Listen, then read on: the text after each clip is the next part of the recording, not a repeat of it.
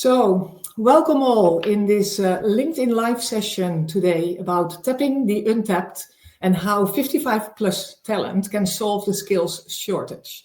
That's the topic of today. But first, before we start, I would like to introduce the speakers with me in this meeting today. So let me start. Actually, I would like to start with you, Dominic. A bit controversial not to start with Audrey, but you're the youngest one in this call and you're not yet in this group. So Dominic, help me with and the audience with introduction. Not yet in this age group, but very much working on this topic and passionate about it. Thanks a lot, Margaret. My name is Dominic. I'm the Managing Director of Alixio Consulting in Switzerland, where we support companies in professionalizing their setup from an HR point of view, but also in developing, retaining, and fostering talent within the organization. And that doesn't just concern the younger generation, but very much also the generation we're talking about today. Thank you. Then Audrey. Hello, everyone. My name is Audrey. I'm responsible for workforce transformation at Alixio Group, and I'm working on all the skills, competencies, strategic workforce planning topics, and aging perspective. So a lot of things to say today. Yeah, I would say that really contributes to the topic. And then Michael, as the senior in this group, I would say. Well, thank you, Margaret. And I'm very aware that with three youngsters on the panel, I am the one who is over 55. I'm 72. So I'm absolutely in that age group of workers who, if you like, are thinking, do they want to go to work, or what skills do they have? Can they add value to a business? And indeed, I need to correct my title, Margaret. As part of my transition as an elderly worker, I'm now only a director of 1080. Actually, in the business, but I'm no longer the CEO. Thank you, Michael, for the introduction. And I prefer the wiser instead of the older. So that's always how I address myself. From that perspective. I'm Margaret, and I'm working for the Global Talent Hub, which is in the international arm of the Alixio Group. And we mainly work as well around strategic workforce planning, skills development, in and out placement. And I think that all of those elements are of importance if you talk about this topic. So I would like to start with, are we in a midlife crisis? And the answer is yes, but not as we know it. That's how I would like to address it. We are in a situation that a lot of our workers are in their midlife. And whether it's in the beginning of their midlife or a bit later in their midlife, they are a large portion of our workforce is in midlife. But they are not in the crisis, but companies are in a type of crisis. They are in the middle of a real storm and hurricane, where there is a lot of change around their organizations for reasons of the socio-demographics. A lot of countries actually have a large portion of senior talent. There is the element of the technology change. So it's really going fast and faster every day as we talk. And then, of course, the change in the economical climate, where there is the impact of the trade tax, but also the elements of climate change, etc., forcing certain industries in a different direction. Now, I think we all know that change of strategy goes with a change of structure, and a change of structure goes with a change of a job landscape, and also the change of the skill set needed. So what we would like to talk about today is indeed, how do we now, with that challenge that the organizations have in their skill gap, that they actually are able to tap in the untapped, so the 55 plus talent. But why are we looking into this? And Dominic, you already mentioned that you're really interested in this specific topic. So I would like to start and kick off with you, because I know that you're working on research, because that's at current happening. Thank you, Margaret. We're indeed running a research project at the moment, which is still running. And I hope that most of the viewers of this webcast have already taken part in our 55 plus survey. If not, you will find the link on our LinkedIn profiles and pages, etc. And I was asked to briefly give a bit of an insight why we are looking at this topic and why we are looking at it now. There has been a lot of research about aging, but there is a few thoughts I would like to just briefly share. And I'd like to start with a thought, maybe a controversial one, and maybe one fact coming out of the research already. The thought is that I'm convinced that the demographic change will shape our economy even more strongly than AI is doing. And I have done polls at live events and other online sessions. And usually, if I say, do you agree or disagree with that statement, the opinion is quite mixed. But what I think we can all agree is that we currently talk about more technology, and this is a topic very prominently in the media and in other discussions, and that we are not really preparing for aging in the same dimension that we probably should. And just to give you, I'm not going to share results yet because the survey is still running, but just to give you a little bit of an insight, we can see that above 90% of employers tell us that 55 plus is a crucial segment to the success of their companies. And at the same time, in the same survey, we see that roughly 20% of this group are seeing that segment as strategically important in their recruitment processes. So you have a gap of 70%, and the results may shift until we have the final results in. But even if it's just 50%, I find that astonishing in terms of seeing the value and the importance of that generation and actually really doing strategically something about it. And we are doing this research because of that mismatch. We believe in the strength and the potential of that generation, and we will talk about that, I think, in today's session. It's not a future issue. It's an issue of today. I think that is very important as well. And we honestly don't fully understand all the reasons yet. There are opinions, there are some statements out there, but we don't fully understand where this huge gap is coming from. That's what we want to understand on the one hand side, and we want to offer practical advice how to deal with it. It's not about finger pointing, it's about finding a way to tap the untapped, to link it back to the title of this session. So thank you, Dominic. We will talk about this in our conversation later. So I would also like to switch to the second question immediately, because it will be put in context altogether. So what are the key strengths of this demographic target group? So the senior talents in the organization. I think there's a lot of prejudice that a lot of this talent is slowing down, that they are not willing to learn, that they are that they work with outdated technology skills, that they actually should participate more in learning, but that the ROI for companies is not sufficient. So I would like to ask to all of us, and I would like to start with Audrey or Dominic. So what are the key strengths to play on for this target group? Well, maybe we can have two different points of view.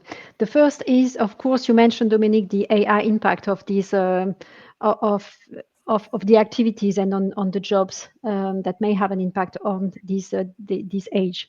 So, but one thing which will still remain is that we have to keep the know-how and the expertise. And we see, for example, in some companies or functions, that even if we have AI which is increasing and which takes some tasks, still we need the know-how and the expertise, either manually or on the process.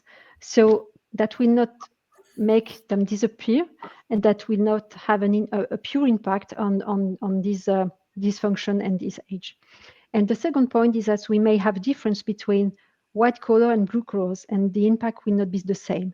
So still we need them because they have the know-how, they have the expertise, and they have to transmit to the young generation this know-how and the expertise. So we have to organize this end of career process, how people can work longer for a longer period of time, because we will have to work longer for a longer period of time. So how do we organize this end of professional life period including all the impacts on health, on the difficulties to work. So these kind of topics, we have to think about it and to organize in the companies. Yeah, and let's not forget about the costs of, let's say, the 55 plus generation, which is sometimes and often for organization as well a very important element to take into account regarding ROI. So Dominic, anything, or Michael, anything to add to this? It's very interesting. I think there's a lot of myths around workers over 55, and Audrey pointed to the fact that people think that because you're over 55, A, your whole skills are no longer relevant, and B, you're not prepared to learn. I was with an entrepreneur last night, very bright guy in the real estate and innovation business, and he said they'd offered an AI program to all employees. What he discovered was the ones who were 50 plus were very keen to embrace the program, whereas the ones below the age of 40 were somewhat resistant and didn't want to embrace the learning program. So I repeat, I think there's a number of myths. I think there's three things that 55-year-olds bring to a business which are essential. In England, we have a phrase, they know where the bodies are buried, i.e. they've got business experience. They know they've seen different cycles before, so whether it's boom, bust, or so let's not underestimate the if you like, the ability to retrieve the history of the organization. That's one. The second one I'm going to say, and I want to be somewhat controversial, is that skill of emotional intelligence. And the fact, and the fact that you have spent time and you've lived and you may have brought up children and you may have a whole series of jobs. You've worked with difficult people or demanding clients. I think that issue of emotional intelligence, and indeed, what I've discovered in terms of when you've got multi-generations in the workplace, the younger workers really respect the older workers in terms of the emotional intelligence they bring. And lastly, slightly different, I think 55-year-old plus have better people management skills. Again, because they've seen it, they've lived it, they've worn the T-shirt. So those three things I think are essential. Knowledge of the business, emotional intelligence, and people management skills are all the things that the 55s bring to the workforce.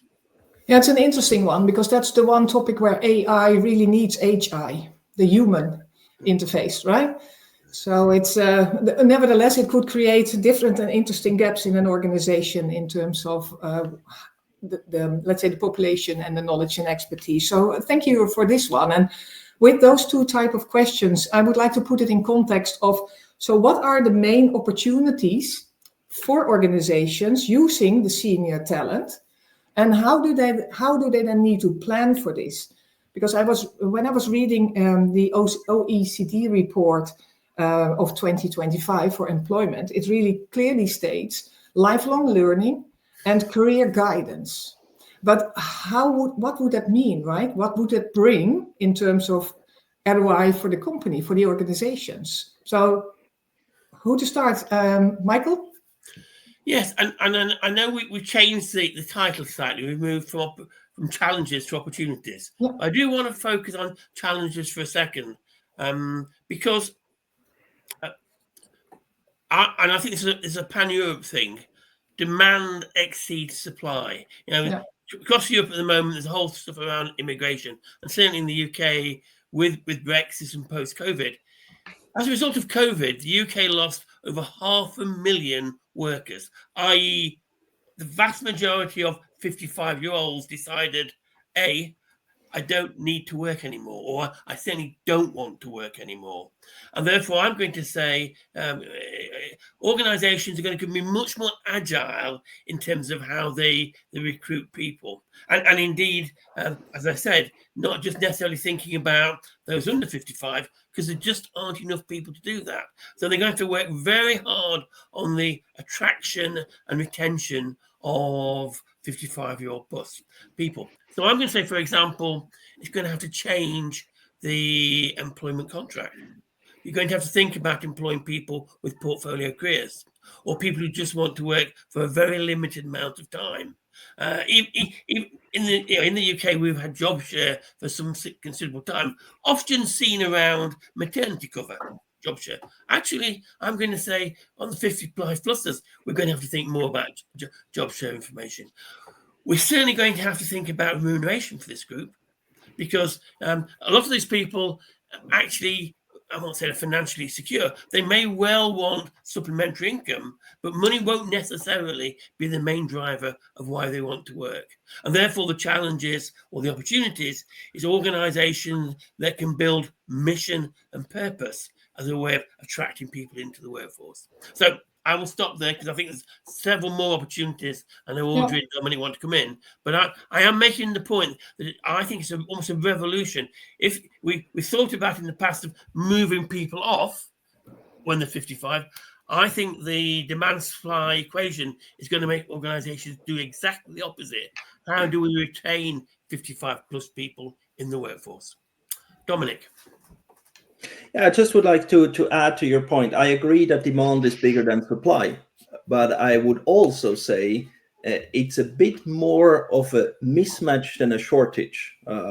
Maybe not to the full extent that it levels out, but there is a lot of potential companies and a lot of skills and competencies that companies are looking for that they are not finding today because they're looking in the wrong place. And I think widening that lens, the recruitment lens, and to really make it a strategic priority to also look for experienced new colleagues in companies is a big opportunity, because it can put you in a better position than 80% of your competitors, if our data is right, if only 20% of companies are actively including that in their recruitment strategies. Another thing I wanted to mention, and it's also apologies for raising a challenge or the perceived challenge. I mean, we hear often about digital skills of the generation of 55 plus, and I mean, let's be totally frank. I mean, of course there are gaps, but they are not so difficult to close than what most people think. Just to give you one example, for Alixio in Switzerland, our head of innovation is in that category, and that person himself, he did an executive MBA in digital transformation, or I think it was digital transformation. And now we have the perfect combination of digital skills and experience. And the picture many people have in mind when we talk about a head of innovation, it's the 25-year-old IT guy coming fresh from university, which is nothing wrong, but the combination of that experience and the technical skills, digital skills that you need, but that you can build up regardless of age, is what makes it really, really a powerful combination in the end. Audrey.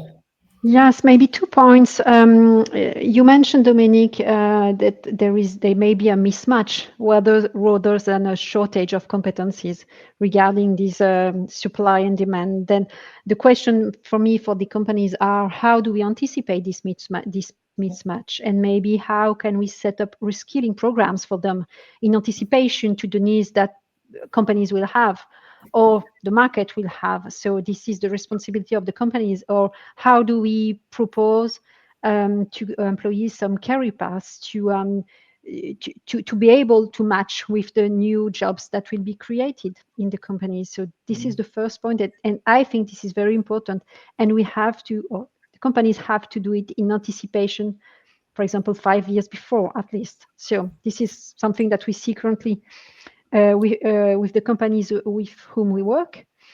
And the second point, this is a different point, but if people stay longer in the company, then we can assume that we will have different generations in the company working together. So not only 2, but maybe 3. So how do we manage and organize these 3 generation with different culture? How do we manage them? And all this and this workforce. So this is a question of, yes, how do we manage these cultures, people who need some different type of management, So sometimes it can create some difficulties And or challenges. I really think that you're touching a very important topic here, because I was reading that in a few years from now, 2 or 3, very soon, already there are 5 generations working in our workforce. And that is a huge stretch in terms of how people want to work, how they were used to work, how they need to work towards the future. But the main topic indeed is, I think, working together. And what can they bring to the table to actually optimize the results, driving the company results forwards.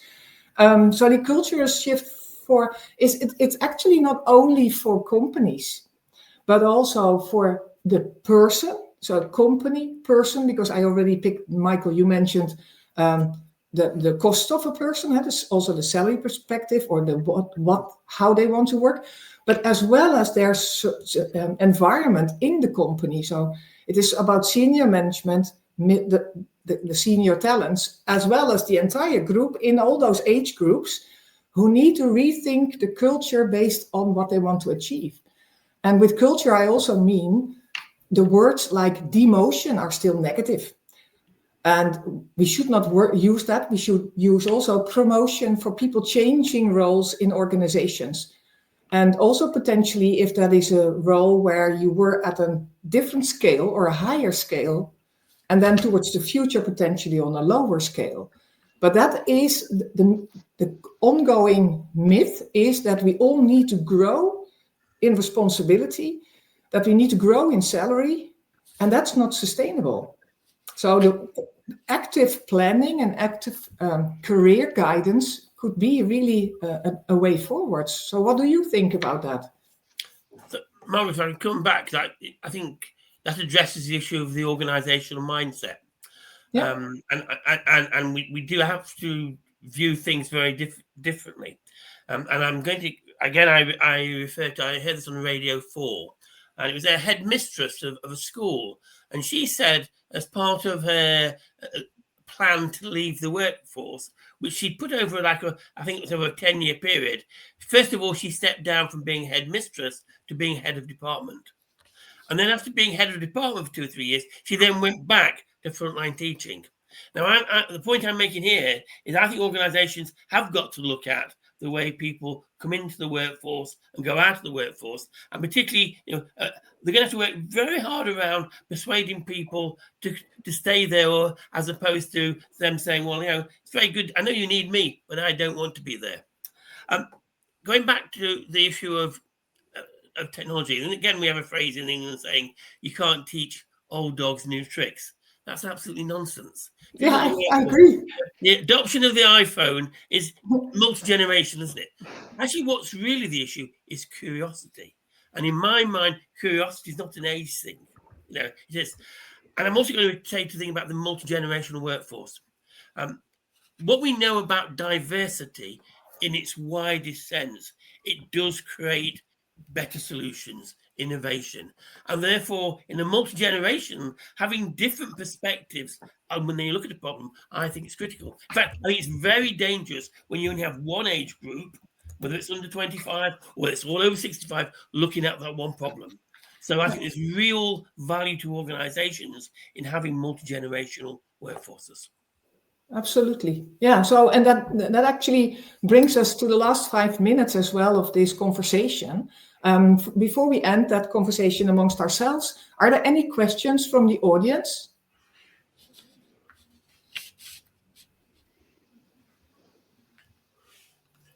Thank you, Ollie, for putting in a question. So why do you think organizations are not actively pursuing this age group in a talent scarce market? So, Audrey, you have a bit of experience in working with customers at the moment on this particular topic. What is your thought about this? I think a company starts to envisage and to work on that generation, because they know that we will have a competency shortage or mismatching. So that's why we work for them, and we often put some career paths or project in place to anticipate which are the next competencies that companies needing, according to the strategy. So first, this is something to start to deal with. So what do I need tomorrow in the 3 or 5 years? And now how can I make the match with the competencies I have? And I know which competencies I should have. This is the first question. And after, how can I anticipate them and make the bridge between the current competencies and the next one? And so you actually say that they are at the current already actively pursuing the age group, but it starts with a plan. Michael, any feedback on this one? Well, I think some organisations are doing this and have done it. In the UK, B&Q famously were recruiting retired workers to work in their stores. It's a DIY store. And why did they do it? Well, because they found that when customers were going into the shop and they were asking people under the age of 25 for advice on what paint to buy or what drill to buy, the individual didn't know the answer, where the person plus 60 had got that experience. So I think famously some organisations have adopted it. Let's be realistic. I think a lot of organisations just think when in recruitment, they think in terms of getting young people into the business. You know, they have a mindset to go back that, well, if you're over 50, well, maybe you're no longer appropriate. So I think in answer to Ollie's question, there are some good practice, but I think other organisations are still stuck in the mindset. And let's be honest, one of the key tactics of recruitment is to buy people. We know organisations tend to have an aversion of growing people. It's a longer term. But we know if you do invest in people, they're more likely to stay, they'll be more innovative, they'll be more loyal. So I do think it's more of a mindset issue than the actual issue of whether somebody's over the age of 55. Thank you. And are there any additional questions? We could take one. Otherwise, until we get another question, just one thought to add. Michael, I like the notion of the mindset, and I think it starts even earlier with a leadership mindset in general. It's not just the recruitment team or the HR team. You really have to embed it in the culture of a company. You have to embed it in the mindset of leaders, because they will be, of course, taking the ultimate decision in the end on a hiring. And then you can actually bring it into recruitment and HR as well. Now, thank you. And with that, I think that a lot starts with leadership and how you drive your organization forward. So with that, it's a good opportunity to also say thank you to you as a panel. Thank you to the listeners and viewers in this LinkedIn Live session. And before I end, I would also like to request, it's still possible to take the survey. We are closing soon, and results will come out in the course of November. So most likely in December, we will have a LinkedIn Live session with the outcomes, and we'll be able to continue this conversation. So with that, I thank the audience. I thank you as a panel, and looking forward for the next one. Thank you so much. Have a nice evening. Bye. Thanks a lot. Bye-bye. Bye.